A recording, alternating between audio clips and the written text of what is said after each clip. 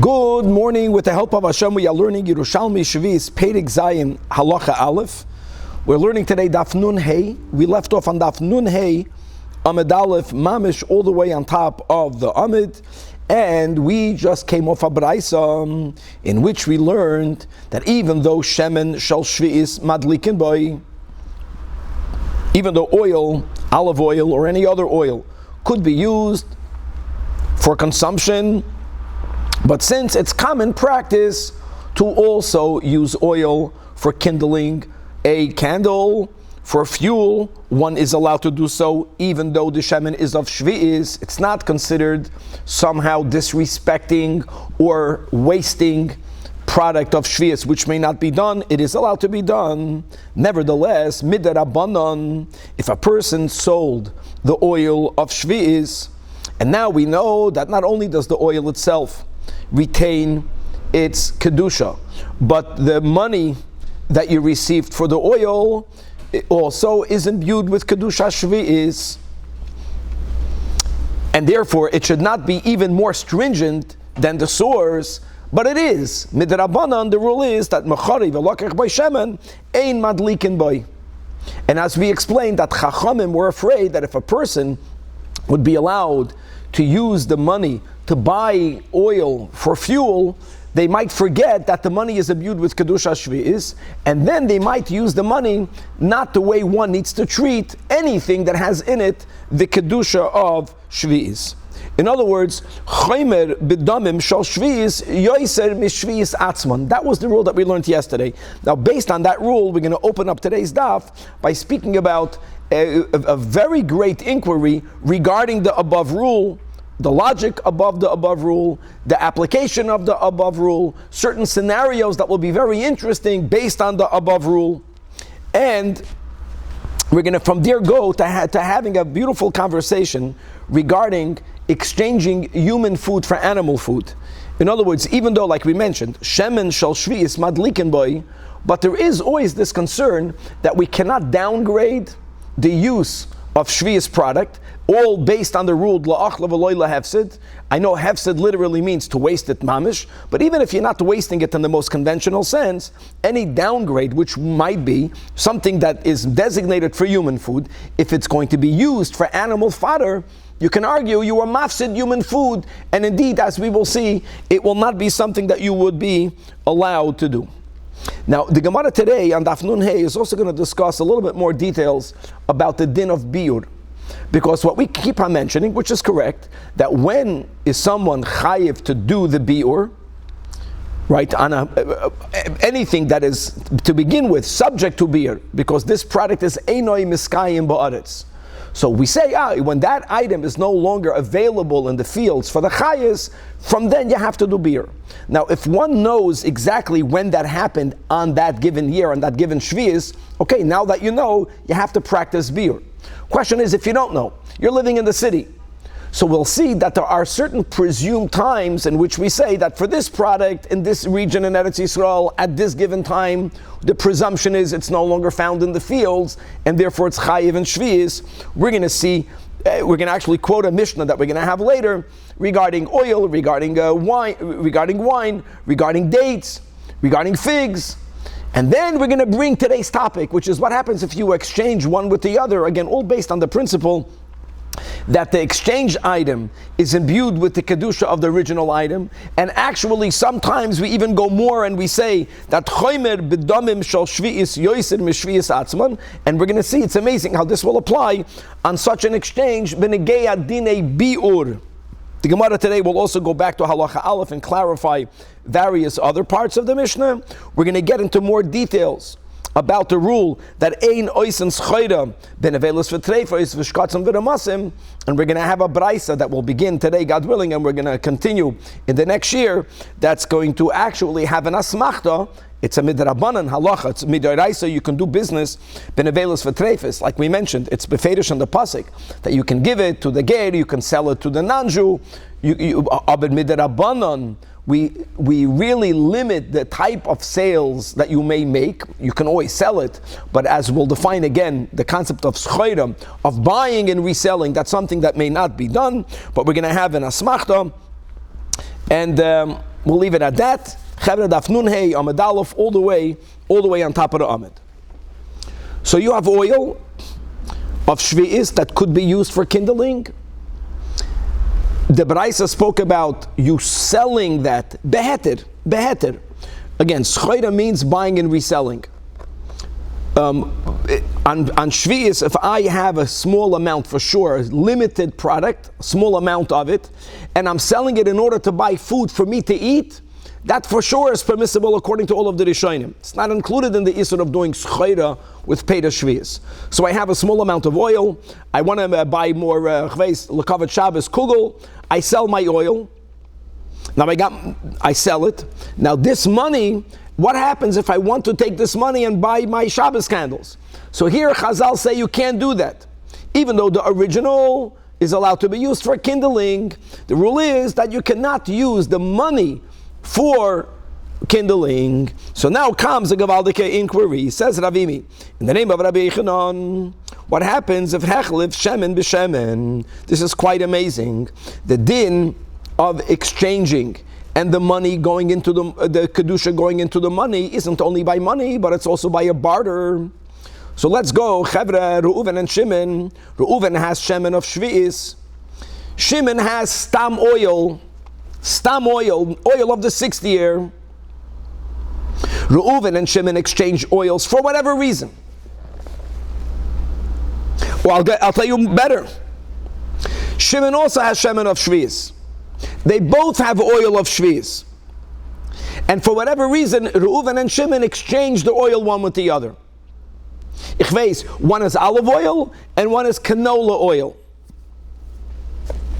Now each oil, like we mentioned, when you sell a product of sheviis, the original product does not lose its kedusha sheviis. So every oil now has really two kedushas in it. It has its original kedusha sheviis, and it is also now an exchange for something else of sheviis. When you look at the part of it, the side that says it's inherently sheviis, that allows it to be used for kindling. But each one is also an exchange of sheviis.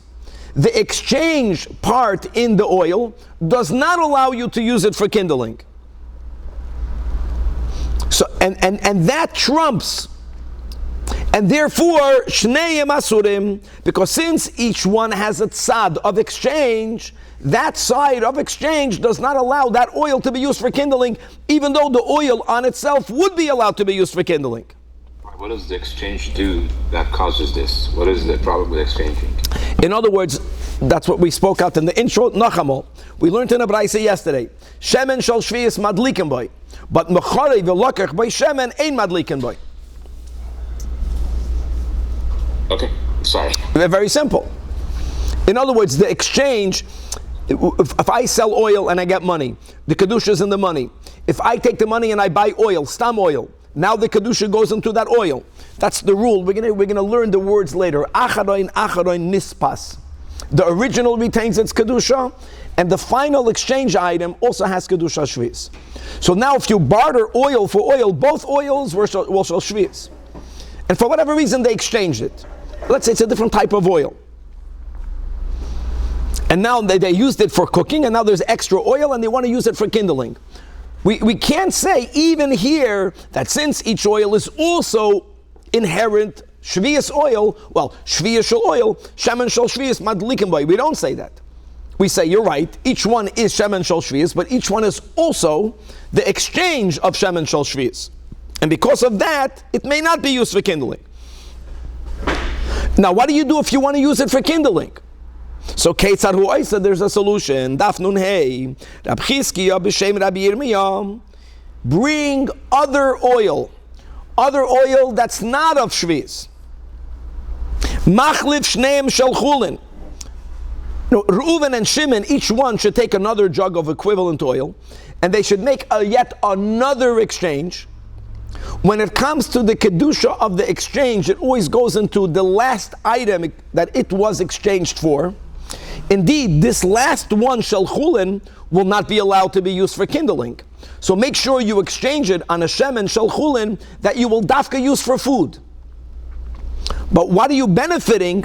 Now this one, will always retain its inherent kedusha of sheviis, that never goes away, but that add-on of now this is also an exchange for shemen shel sheviis, and that is what this allows you to use it for kindling, that left it. That left it because you exchange it on another oil. All of this is based on the rule, and this is it's called achrin nispas. The rule is a product, you have an apple. The apple has kedusha sheviis. If you sold the apple for money, the apple retains kedusha sheviis, and so does the money. If this money now bought dates, the money now went out l'chulin. The dates have kedusha sheviis. If you exchange the dates for meat, the dates are chulin. The meat has kedusha sheviis. In other words, by sheviis, the original always retains the kedusha, and the exchanged item has exchanged kedusha, but that keeps on moving. And it always lands only on the last one. So if you take this exchange oil and you exchange it again for a chulin oil, so now the chulin oil has the exchanged kedusha. The chulin oil will be bound by the rule that ein madlikin boy. But the one that you use to make that exchange, which is also inherent sheviis, will have kedusha sheviis because it was a product of sheviis. It came from olives that grew on sheviis, but shemen shel sheviis madlikin boy. Continues the Gemara. Sorry, I'm a little lost in this. So the first item has kedusha sheviis. We get that. You sell it for money. The money acquires kedusha sheviis. Then you take the money, you buy another shemen. Now that has kedusha sheviis, but the money doesn't. Exactly. And then you take the second kedusha sheviis, and you second shemen, you sell it again. You barter it again or sell it again. Then either the money or the bartered item acquires kedusha sheviis, but the middle one, item you traded, loses the kedusha. Yeah, exactly. In other words, Vlad, by sheviis, the original product always remains holy, and the last exchanged item for it remains holy. The in-betweens don't. What's the purpose of that? I'm trying to get the logic in that, and I'm not sure of the logic. So let me make a contrast before we get to the logic. What's unique about sheviis is that let's speak about Meiser Sheni. If you have product that's mamish Meiser Sheni, Vlad, when you exchange it for money, that product itself, the original product of Meiser Sheni, is no longer Meiser Sheni. Only the money is Meiser Sheni. Or by Hegdish, if I have something, I said, I'm giving whatever, my item to the Beis HaMikdash. Guy donates his car to the Beis HaMikdash. The Beis HaMikdash doesn't need a car, but they're going to sell it. So before them selling it, the car is holy. When they sell it, the car is chulin. The money is holy. By sheviis, the rule is that when you exchange sheviis for money or for an item, the original is holy and the exchange is holy. But we limit that, like you said, Vlad. We don't say that the exchange is holy, and then the next exchange you have 3 items holy, and if you make another exchange, you have 4 items holy. That we don't say already. The original and the last one. Alright, is this the only item that when it's exchanged, the original item retains? Exactly. This is the only item that the original always retains kedusha, as does the last. Okay. Says the Gemara, let's go on the same logic now. If a person exchange, guys, yayin, we're speaking about sheviis wine for oil. Guys, the oil is non-sheviis oil. I want to make that clear. So now, when it comes to wine, since the common use of wine is for drinking, most people do not use wine to smear their bodies with it. Most people do not use wine for fuel. I don't even know how it could be fuel, but they don't use it for that. And therefore wine, because of its kedusha, and kedusha sheviis carries with it the rule, you may not destroy it. Therefore wine, if someone wants to use wine to massage their feet with, on yayin shel sheviis, they may not do it. If you exchange wine for oil, the oil acquires the same limitations as its source. Now shemen ain't sachanoisai, nor can you use the shemen for kindling. So that's another a beautiful way of looking at this. If the oil itself would have been shemen shel sheviis, imagine if the oil came from olives that grew on sheviis, based on the rule we learned yesterday in the Braisa that shemen shel sheviis, yes, can be used for kindling, I would be allowed to use the oil for kindling. But if I begin with shemen of chulin, shemen of the 5th year, but I have wine of sheviis, if I bartered the yayin on the oil, now that the yayin remains holy and the oil is holy, the oil doesn't follow the rules of oil. The oil has to follow the rules of the wine. The oil can only be used for consumption and it cannot be used for sicha, which oil normally could. Oil cannot be used for kindling, even though oil itself could. Another place where you see that the exchange will be more stringent than the original in a different way, because the original is wine. Here it is stringent like the original, but the original is wine. So we're taking the chumras of wine and we're putting it on the oil. Okay. We were to now take this oil and exchange it again. Very good. Now the oil would go back to being oil. Now the oil will go to be chulin oil. Exactly. Mamish. Very good. Very good. Okay. Now we're going to move to biur. Same idea. So when we are saying that the exchanged product is bound by the rules of the original product. Until now we were speaking about, well, can you use it for kindling or not? Can you use it to smearing or not? Now let's go to items that are subject to the din of biur versus other products of sheviis that are not subject to biur. One is not miskayim ba'aretz, subject to biur. One is miskayim ba'aretz. So what happens, as an example, if a person exchanges olin sheviis leaves for sheviis shoots? We're speaking about types of shoots that do not wither in winter. The shoots would not have been subject for biur. The leaves are subject to biur. So you made an exchange of the leaves. And then I had leaves. The leaves had to be biured by the time of biur. And I got an exchange, a lulav. Since it began with an item that's subject to biur, so now again, the exchange item also are bound to biur, which is mamish gavaldik, even though they inherently would not have been subject to biur, because the exchange item acquires all of the stringencies of the original item, and again, sometimes even more midrabanan. Another case. Now the Gemara in a moment is going to challenge the permissibility of this. Before we get to that challenge, if you have food that is human food, designated for human food, commonly used for human food, you have animal fodder, and you made an exchange. So let's go to another din that's unique. That kama de tamer oichle adam ein oisen mehem elugma. Guys, we're going to learn this explicitly on our pagination on Daf Samach, but it's going to be in Perek Ches Halacha Aleph, even though we already mentioned this, I think it was yesterday, regarding they used to use certain food items, certain plants, as bandages for wounds, plasters for wound, called them a lugma. And even though we learned that you could do it, what we were learning yesterday or 2 days ago was only if the original food was designated for animal food. Animal food being used for a human bandage is not called ruining it. Actually, it's called upgrading it, because it went from being is an item that will service animals to something that will service a human being. But if you have oichlei adam, even though you're putting on the plaster on an adam, but it's called a downgrade, and therefore it's called you are ruining it, you're destroying it.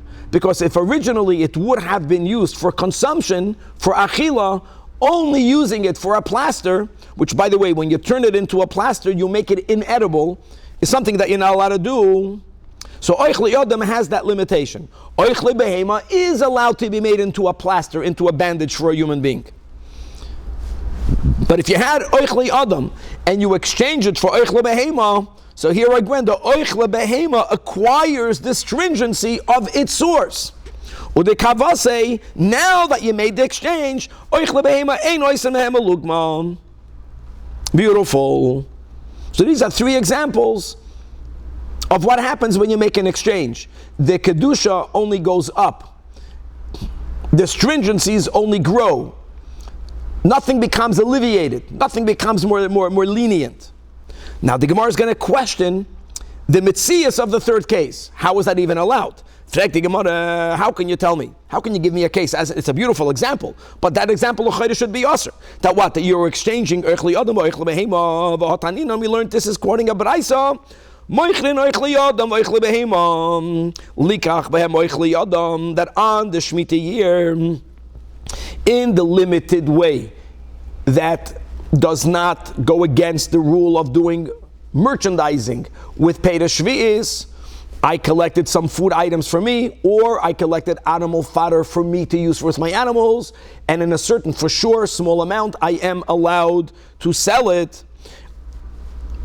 The money, however, acquires Kedusha Sheviis Vlad, right? Because it was exchanged for a Sheviis product. Sheviis products are not allowed to be used for anything. You cannot waste it. That goes into the money. Using that to buy human food is not called wasting it. Actually, if you exchanged oichle behema for money, then for oichle adam, you upgraded it. That direction is permitted. Avol loy oichle behema likach behem oichle behema. Imagine you can't even sell animal foods to buy other animal foods. You would ask, why not? Why not? You're not downgrading it. The answer is because since there is a prohibition of doing merchandising, of doing schayre b'Peta Sheviis, so the Chachamim, by Oichli Adam we said, it doesn't apply to a limited sale. By Behema they did limit it. Midrabanan they says, Oichle Behema cannot be exchanged at all. Eat it or don't eat it. But don't sell it and buy stuff with it. So that's a rabbinic prohibition. And V'kol Shchein says the Braisa, one is not allowed to sell Oichle Adam to buy Oichle Behema. So therefore, how can you give me as a 3rd example that if someone was Machlev Oichle Adam or Oichle Behema? So now the rule of Ein Oisen Melugma Ma Oichle Adam goes into the Oichle Behema. How did that mitzias happen to begin with? Asks the Gemara. Answers the Gemara, I'll give you an example. I'll give you a case where such an exchange will be allowed. Exchanging oichli adam or oichli bein. What would that be? Bahadam kinifta de yarka. If you have leaves that are trimmed from greens, we all know that if you look at greens, when they begin to wither from the periphery. Even by lettuce, we're familiar with. The outermost part begins to turn brown. And what many people do is that they trim off the brown to leave the fresh. Before it turned brown, it was oichli adam.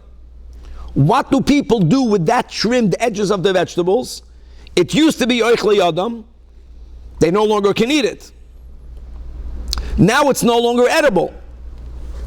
So the din is so the rule is that what do you do with it? Maskan lalik, bring it up to your roof. V'hiyavshem min gama, it's going to completely dry out.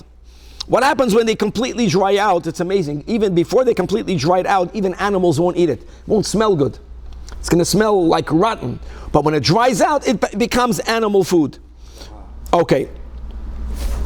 So the point is, these leaves, listen to the chumrah, these leaves are allowed to be exchanged for animal food because they're no longer oichli adam. Now, even though these leaves are now going to become oichle behema, since they started out as oichle adam, they always retain the chumrah that you may never use them to make this melugma. You may maybe it's impossible to do so, but the rule remains. And in this, if someone exchanged now these leaves for oichle behema, even the oichle behema is not allowed to be used to make a melugma. And we resolved the mitziastic question, you can't exchange oichle adam to begin with. There are certain scenarios when something becomes naturally inedible, you are allowed to make that, you are allowed to turn it into oichle behema, and therefore you are allowed to exchange it for oichle behema. Okay, that answered that question. Turning to Daf Nun Hey Amud Beis.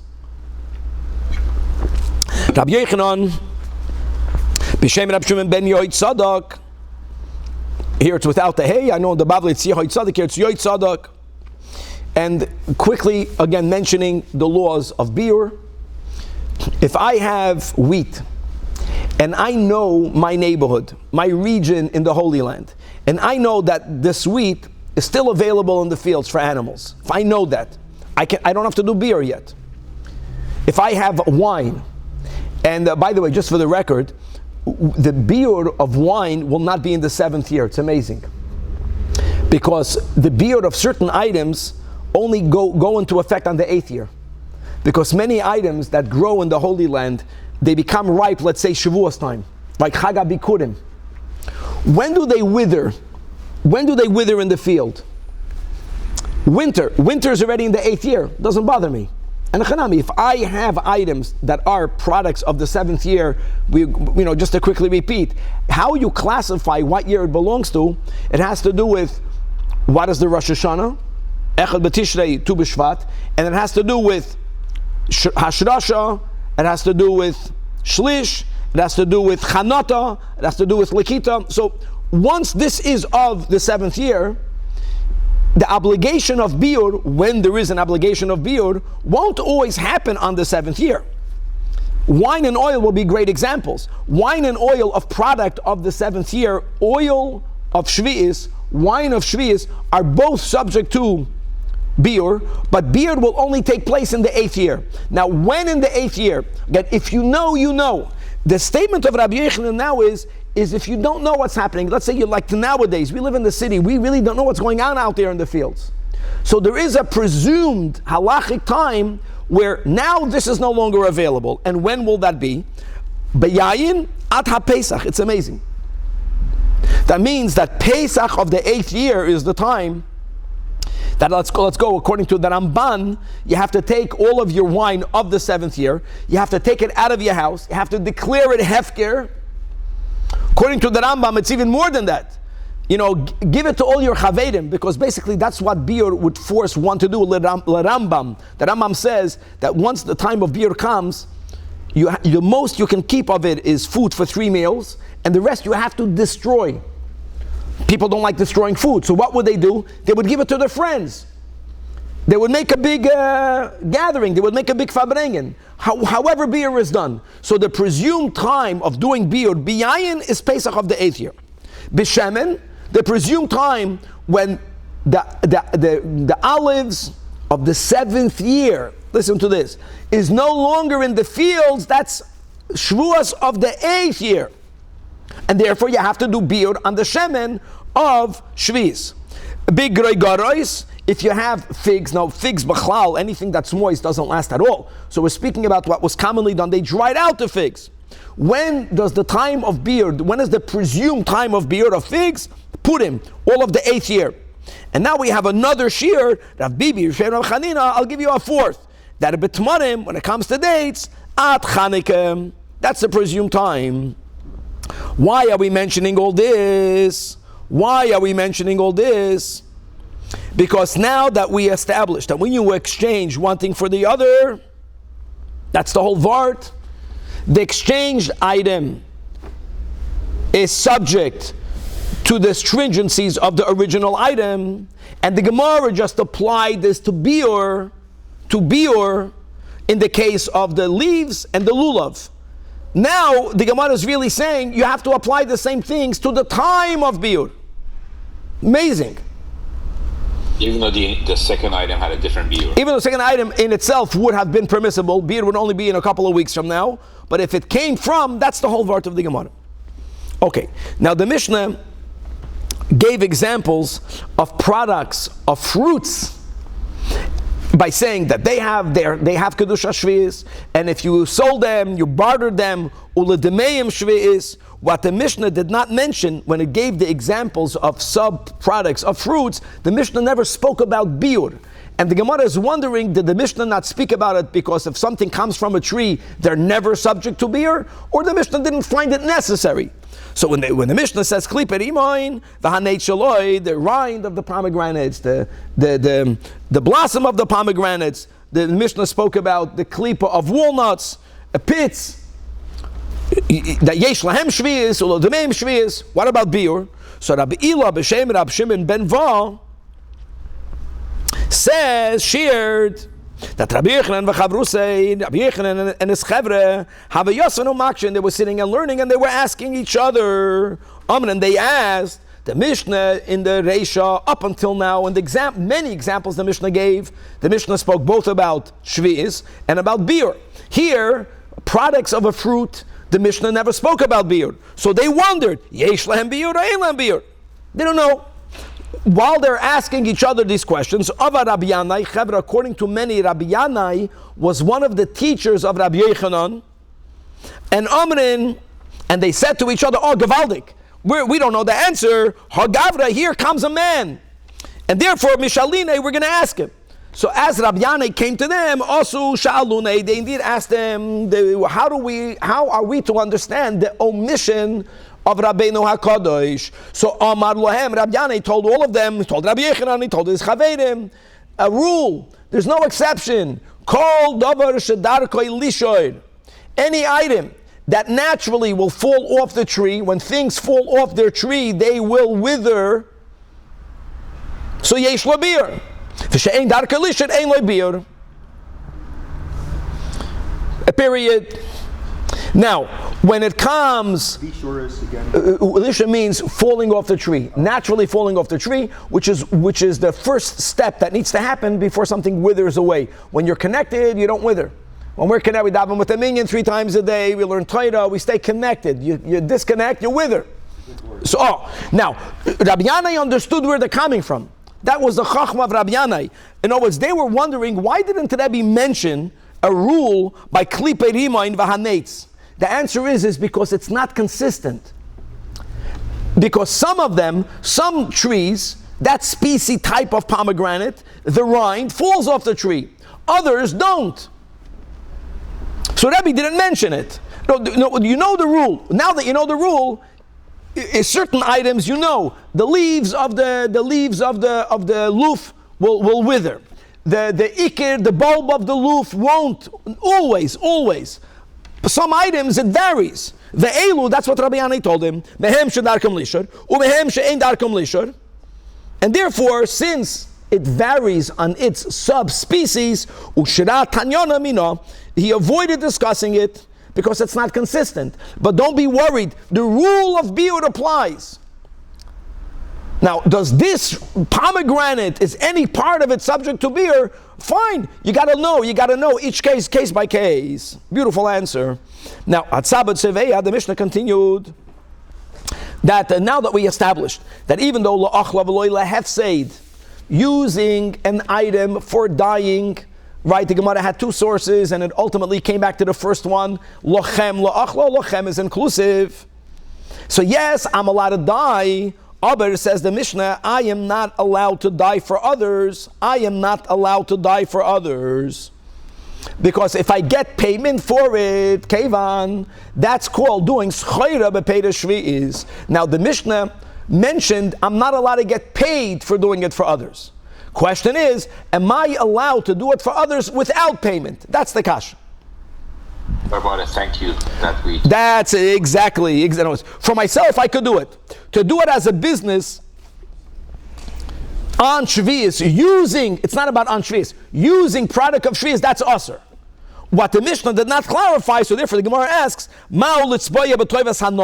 can I do it for others? I'm a professional dyer. I'm doing it for others. I am not going to get payment, but we all know when I do a favor for you, right, there's some sort of hana'ah, toivas hana'ah that I can count on. It's going to probably be reciprocated.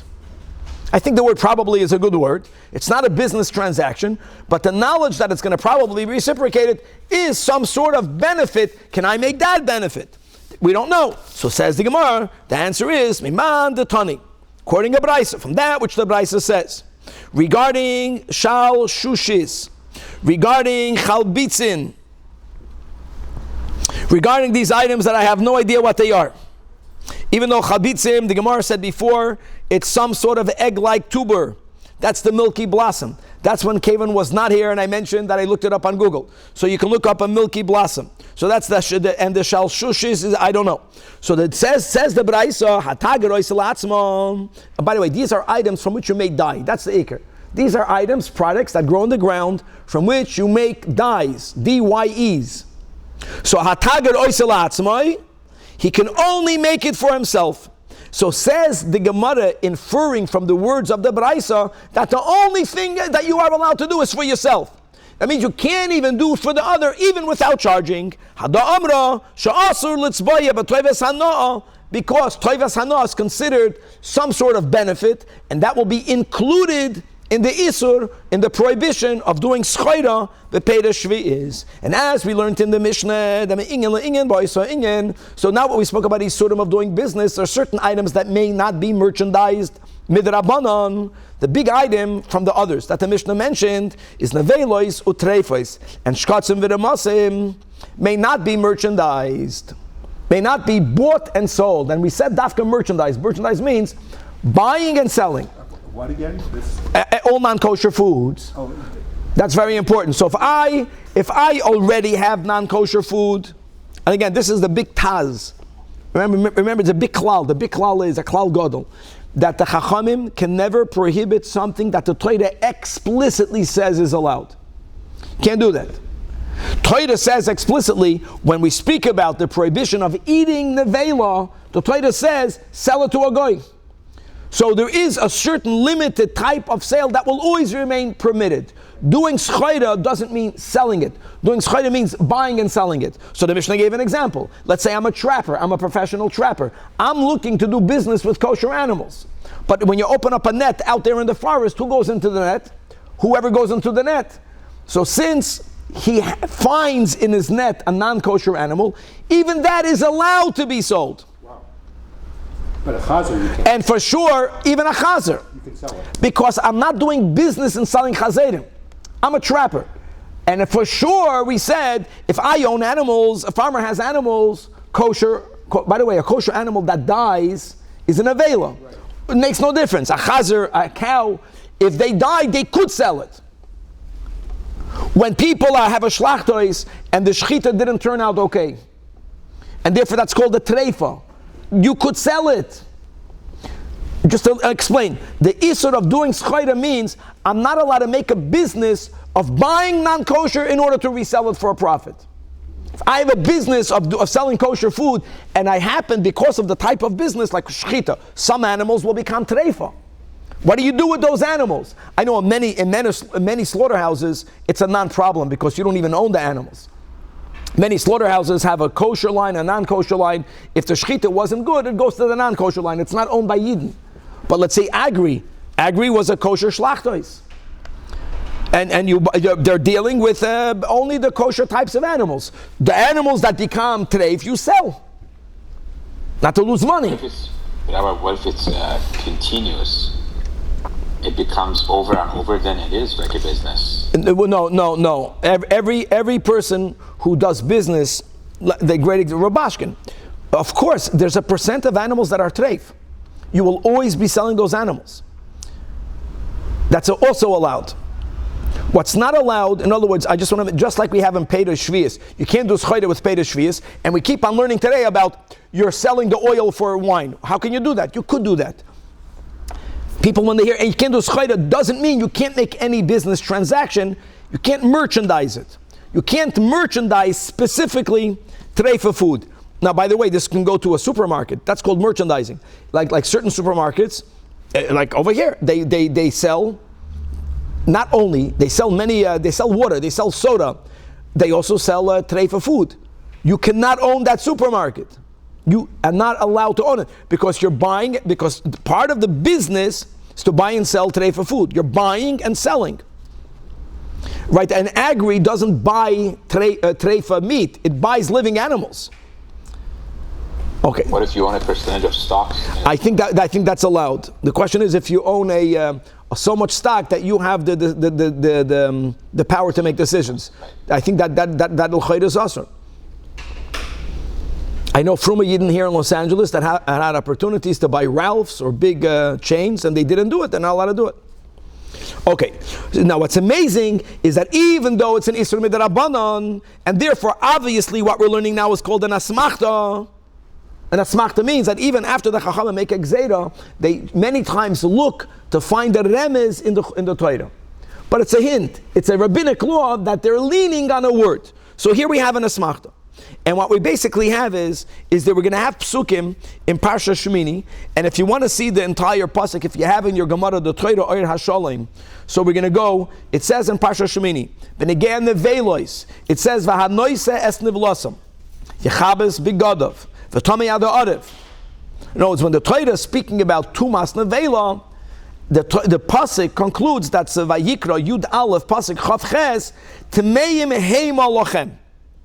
Even though that same pasuk already said that if you even only carry it, you and your garments are tamei v'tamei ad arev, because they have an av, you become a rishon, you have to go to the mikvah, you have to have erev shemesh, beautiful.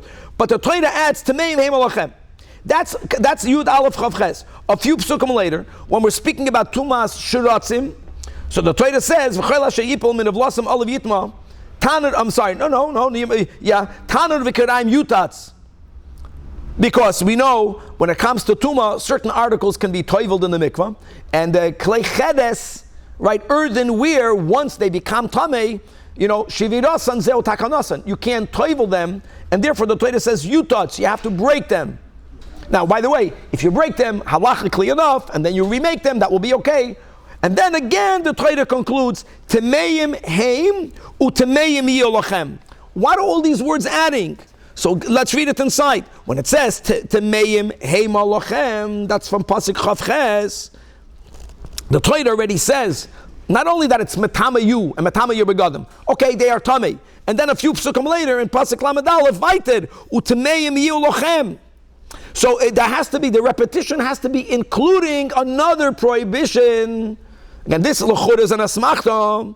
So echad isur achila, even though the Torah is speaking about tuma, the superfluous words are coming to be merames. First of all, aside of the dinim of tuma, you can't eat it, and also the echad isur, and we're going to go with the girsa of the gra. If you look in the bottom, the ksav yad aleph in the bottom, the echad isur schayra. That will be the source of the Torah repeating the words tameim to tell you that you cannot merchandise with non-kosher foods. And now comes the Gemara. We're going to learn the first line on Daf Nun Vav. The Gemara is going to come with the Gavaldik Chiddush, and that is that kol davar she'isur dvar Torah. When do we apply this rabbinic prohibition of doing schayda ben avelos v'treifish katzim ramasim? Only, guys, remember this. Only on an item that is asur mida oiraisa. However, v'chol davar she'isur midivreim, any item that's only asur midrabanan, like chalav stam, that's asur midrabanan, that's something that you could do business with. So the markets can sell chalav stam. Muter lasis by schayda. That's the example he's giving. Look inside the taparash. Sorry, what if you sell shratzim for fish bait? It's not to eat. Okay, I don't know, but I'm going to make a guess, a semi-educated guess that would be permitted. That would be permitted. Now look inside the taparash shirilio, right, the right column. A kol davar she'isur is only midivreim kegoin chalav shechalav egoy. Gives an example. Or murias, or gevina, or vechiltis, v'chol hanumili, that we learned to Masechtas Avodah Zarah over the time. The Chachamim made many yisurim. By the way, the shemen, right? They were aser, and then they were mated it. Right? The same thing with pas. But we have many rabbinic foods that are prohibited, right? Bishulakum. So all of these things, says the Gemara, v'chol davar she'isur midivreim muter lasis by schayda. We're going to stop over here. This is Gavaldik. So that was a big ending over here.